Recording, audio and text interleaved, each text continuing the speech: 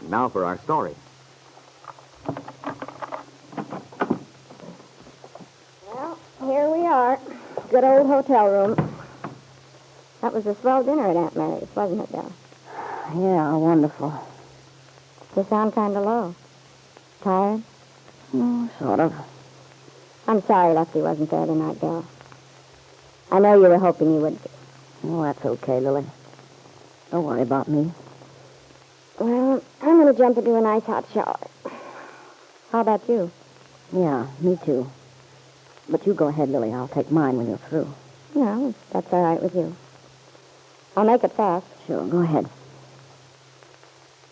Lily Devon, who worked for Dell Shipley at the Golden Peacock in Chicago, gathered up her things and departed rather noisily to the adjoining bathroom. She and Dell had driven down to Wakefield earlier in the day to visit Aunt Mary, but they'd insisted on taking a room at the Brown Palace Hotel rather than make Aunt Mary the trouble of having them as house guests. Now it is nearly 11. Dell unpacks, gets into her dressing gown, and sits down by the window to wait, and to think over the events of the evening. Oh, I tried not to show it, but I guess Lily could tell I was hoping Lefty would show up. I didn't really expect him to, but still I thought he might break down and put in an appearance at least. Funny how things work out. In a way, it's my own fault Lefty and I split up. If I hadn't kept asking him years ago to look up his kid. Oh, the poor guy was so unhappy. Wondering where she was and feeling he ought to find her. Well, he found her all right. And Peggy's a sweet little kid, too. It's not her fault. But straight down the line, she's been the reason Lefty and I couldn't get together. And that business about the murder trial, that really cinched it. Naturally, I didn't want Lefty to take the rap for something he hadn't done. And it looked like a lead pipe cinch that Peggy had done it. I guess he'll never forgive me for the stand I took. Peggy herself has, but not Lefty. Oh, I wish I hadn't come down here at all. It just brings the whole thing back. Oh, the shower was wonderful. I feel like a new woman. I wish I did. What's eating you, Dell? Did you and Aunt Mary get to talking about old times? Not much. We talked about Lisa, of course. Mary wanted to know all about that. Oh, sure. And she told me about this scheme she has. Oh, I meant to ask you. What's Aunt Mary got in the fire now? It's a good idea, all right. Just the kind of thing she'd be interested in starting. She says the kids around here have no place to go to dance and stuff except some pretty crummy roadhouses outside of town. She wants to take over the big banquet room here at the hotel and put in a jukebox and let them have the place sort of for themselves. You know, soft drinks and so on. Sounds like a swell idea. Yeah, it is.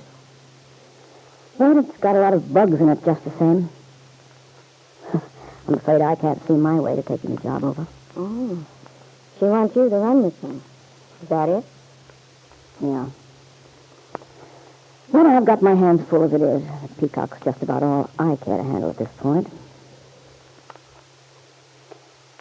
Did you have a good time tonight? You seemed kind of quiet at dinner. Did I? Yeah, you hardly opened your mouth. Well, I didn't have much to say. That's what made me notice. You're not usually the shy, retiring type. Maybe it's the change of climate. Mm-hmm. Or it could be something else. What do you mean by that, Dell? Well, I just wondered. Randy's quite a guy, isn't he? He's okay, I guess. Hasn't had too much experience, of course. Got lots to learn. Well, he sounds pretty smart to me. I wouldn't know. Lily, perhaps you can kid yourself, but don't try to kid me. I know you too well. Why don't you let down your hair a little? I can tell you like that guy a lot. Who says I do? Now listen, hon. There's nothing wrong with admitting that you do like him. I'm not so sure about that, Dell. You're a funny gal, Lily. You're always so afraid to show your feelings. Maybe I found out it's the safest way. You don't take such a beating. No, but you miss a lot, too. I'll take that gamble. Well, far be it from me to butt in, but I think you make a mistake. You got a lot to give in and show how you feel once in a while. Well, I don't want to hurt you, but look how it works out for you. Look where that kind of thinking landed you with Lefty. Exactly nowhere. Oh, well, everybody has to do things his own way, I guess. Did you and Peggy get caught up on all the news this afternoon? Yeah, we covered practically everything. She surprised me about the wedding. Wedding? Didn't Aunt Mary tell you? Why, no. She didn't say a word about it. Peggy said everybody wasn't for it. Maybe it's Aunt Mary who disapproved. Anyway, Peggy's going to marry this writer, Nicholas Dorn. Oh, I'll be darned. Is he a nice guy? Peggy says he is. But there's a catch in it, you see. Because she's really in love with Bill Meade. Has been all the time. But Bill's married. Not anymore, he isn't. You mean he's got a divorce? Yeah. Just recently. Then why doesn't Peggy marry him? If she loves him. Well, that's the silly part of it. You see, Bill and Kip Talbot never did get along. He knew a long time ago the marriage was strictly no good. But Kip tried to hang on. My theory is she didn't want to give up because she knew darn well he and Peggy get back together again, just as soon as he was free. After all, didn't she cut in on him to begin with, when they were getting along swell? You sure did. I remember that part of it. Yeah, but what you don't know is this. Just about the time Bill reached the end of his rope, insisted he wanted a divorce, Kip found out she was going to have a baby. So she decided to go off to California to have the baby, after making Bill promise not to do anything about the divorce until she got back. Uh-huh.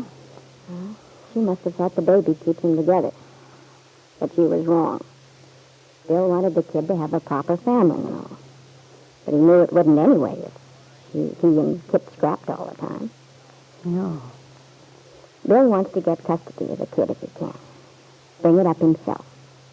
And that's where Peggy gets off the bus. She can't see herself bringing up Kip's child, after the runaround Kip gave her before. I see. So, what it all boils down to is that this baby that Kip wanted her and to keep her and Bill together is just wound up by keeping Peggy and Bill apart. Dell, what's the matter? Nothing, really. Nothing. I'm just thinking. Oh, why didn't I see this before? Lisa's story. About the woman who wanted a child to patch up her marriage about being in California. It's Kid who has Lisa's child. And I couldn't figure out what Lisa had been doing in Wakefield. Now I know. Lisa was here to see Kit. Try to get her baby back. And Kit refused. Oh, Lord. And I told Aunt Mary there was no connection between Lisa and... Mary was so sure Lisa was a key to something here. And she was right. And that's why Lisa was afraid I'd talk to Mary. She knew the truth might come out then. We put two and two together, and I'd promised her not to say a word about it. But if I don't, Peggy's going to ruin her life, too. Oh, if only I hadn't made that promise. Yes, Dell, you have the answer now which would solve Lisa's problem. Restore her child to her and reconcile her to her husband. The answer which would solve Peggy's life, too, Lefty Larkin's daughter. If the truth came out in time, the obstacle between Peggy and the man she loves would be removed. But what can you do about it, Dell?